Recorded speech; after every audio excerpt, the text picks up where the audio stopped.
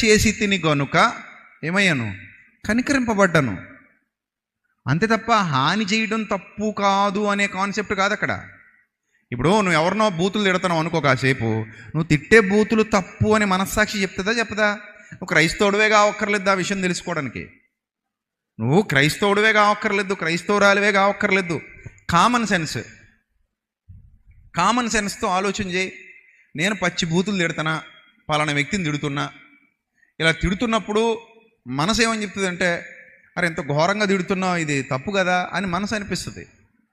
ఇంత జుగుప్సాకరంగా మాట్లాడుతున్నావు, ఇది తప్పు కదా అని మనసుకు అనిపిస్తుంది. అనిపించినా కూడా దాన్ని తొక్కేసి కొంతమంది ఏం చేస్తుంటారు? మాట్లాడుతుంటారు. I'm right are wrong? Right. కాబట్టి తెలియకుండా ఏదో జరిగిపోద్ది, తెలియకుండా ఏదో పెద్ద పాపం జరిగిపోద్ది అని ఎప్పుడు అనుకోకండి. ఏదైనా మన కాన్షియస్నెస్తో మనకు అర్థం అవుతాయి, అన్నీ అర్థం అవుతాయి, ప్రతిదీ అర్థం అవుద్ది. మనం ఏం చేస్తున్నా మనకు అర్థం అవుద్ది. మీరు చెప్పండి, మీకు అర్థం కాకుండా ఏమైనా చేస్తున్నారా? చెప్పండి. నాకు అర్థం కాకుండా ఈరోజు వంట చేశానండి నేను ఏమైనా అంటారేంటి? అర్థం కాకుండా, తెలియకుండా వంట చేసావా? ఏమండి కూర ఎవరు వండారండి? ఈ రైస్ ఎవరు చేశారండి అంటావా మీ ఆయన దగ్గరికి వెళ్ళి? ఇంక ఇంట్లో వంటగదిలోకి యాక్సెస్ ఎవరికి ఉంటుంది? నీ ఫింగర్ ప్రింట్ అయితే తప్ప వంటగదిలోకి యాక్సెస్ ఎవరికి ఉండదు కదా. డోర్ ఓపెన్ అవ్వాలంటే ఎవరి ఫింగర్ ప్రింట్ పడాలి? నీ ఫింగర్ ప్రింట్ పడాల్సిందే.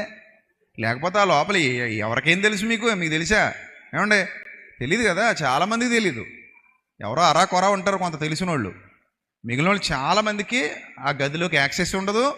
అక్కడ ఏం జరుగుతుందో కూడా తెలీదు, అందులో ఏది ఎక్కడుందో కూడా తెలీదు. అలాంటప్పుడు నువ్వు వచ్చి అరే ఈ కర్రీ ఎలా వచ్చింది, ఈ బిర్యానీ ఎలా వచ్చింది, ఈ రైస్ ఎలా వచ్చింది అని అనడానికి లేదు. అన్నీ నీకు తెలిసే వస్తాయి, నీకు తెలియకుండా ఏది రాదు. మరి పాపం విషయంలో ఎలా వస్తుంది చెప్పండి మీరు? తెలియకుండా వచ్చేస్తుందా? తెలియకుండా రాదు. మనకు తెలుస్తుంది, అన్నీ తెలుస్తుంది.